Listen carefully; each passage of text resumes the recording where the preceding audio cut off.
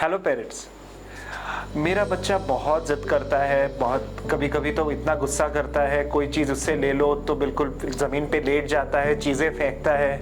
जी हाँ, आज हम टेम्पर टैंट्रम्स की बात करेंगे। ये बहुत कॉमन चीज़ है जो मेरे पास पेरेंट्स लेके आते हैं और हम कुछ चीज़ें इसके बारे में समझना चाहते हैं। तो एक तो है कि टेम्पर टैंट्रम्स बहुत आम बात है ना। कब से कब तक होता है? ये 12 से 18 महीने के बीच में होता है और फिर ये टॉडलर्स में भी हो सकता है। क्या हम क्या चीज़ें देख रहे हैं? ये एक बिहेवियरल इशू है। इसका कोई मेडिकेशन है? नहीं, कोई मेडिकेशन नहीं है। ये क्या कहते हैं इसको, जब एक्सेसिव वायलेंट बिहेवियर होता है ना, तो उसको हम टेम्पर टैंट्रम्स कहते हैं। वैसे तो गुस्सा आना बहुत नॉर्मल है बच्चों में। ये भी समझना ज़रूरी है कि ये जो टेम्पर टैंट्रम्स होता है, ये अटेंशन सीकिंग बिहेवियर है। इसका मतलब है आप जो है बच्चे पे ध्यान नहीं दे रहे हो और बच्चा आपका जो ध्यान है अपने तरफ खींचने की कोशिश कर रहा है। और एक होता है कि मेरे दोस्त का बेटा तो नहीं करता है, बेटा या बेटी नहीं ऐसे तो नहीं करती है, मेरा ही बच्चा इतना करता है। क्या आप मेरी पेरेंटिंग में गड़बड़ है? नहीं, बिल्कुल नहीं है। ये बहुत नॉर्मल चीज़ है और आपके पेरेंटिंग को रिफ्लेक्ट नहीं करता है ना। बट कुछ चीज़ें जो है वो बहुत इंपॉर्टेंट है जिसको हम लोग इसमें डिस्कस करेंगे, कैसे आपको हैंडल करना है। एक तो है कि आपको स्ट्रेस नहीं होना है। जब इस तरह की बिहेवियर करते हैं, अक्सर देखा जाता है पेरेंट्स स्ट्रेस्ड हो जाते हैं और स्ट्रेस्ड एटमॉस्फेयर में फिर आप कभी कभी उसको मार भी देते हो, कभी उसको हिट कर देते हो, कभी डांट लगा देते हो। उससे फिर ये बिहेवियर और बढ़ जाता है। तो आपको स्टे काम, है ना, आपको ठंडा रहना है, आपको स्ट्रेस नहीं होना है ना।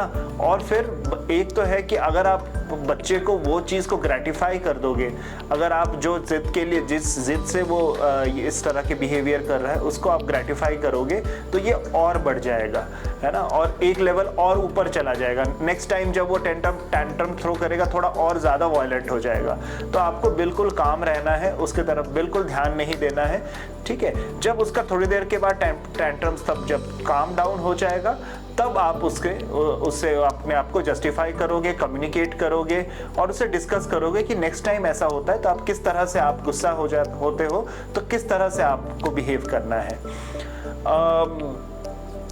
इसको हैंडल करने के लिए 4 इंपॉर्टेंट या निमोनिक हम याद रखेंगे, जिसका मतलब है काम।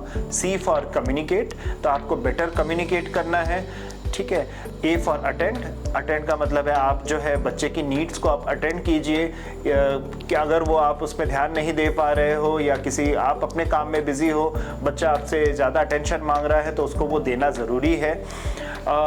दूसरा है L for let child share their emotions, उनको अपने इमोशंस को शेयर करने का मौका दीजिए। अगर वो गुस्सा है, क्यों गुस्सा है, और आप उसको गाइड कर सकते हो कि आपने जो एंगर है, फ्रस्ट्रेशन है, वो किस तरह से वो शांति से आपके साथ शेयर कर सके। दूसरा M for make naps and finger foods a part of the daily routine. अगर वो थोड़ा थोड़ा कुछ खाता रहेगा, थोड़ा सोएगा बीच में, तो उसका जो एग्रेसिव बिहेवियर है वो भी काम डाउन होगा। बहुत ज़रूरी है कि हम इसको और उसको ग्रेटिफाई ना करें, है ना, चीज़ों को और कॉम्प्लिकेट ना करें, ठंडा रखें और टेम्पर टैंट्रम्स को मैनेज करें। Thank you.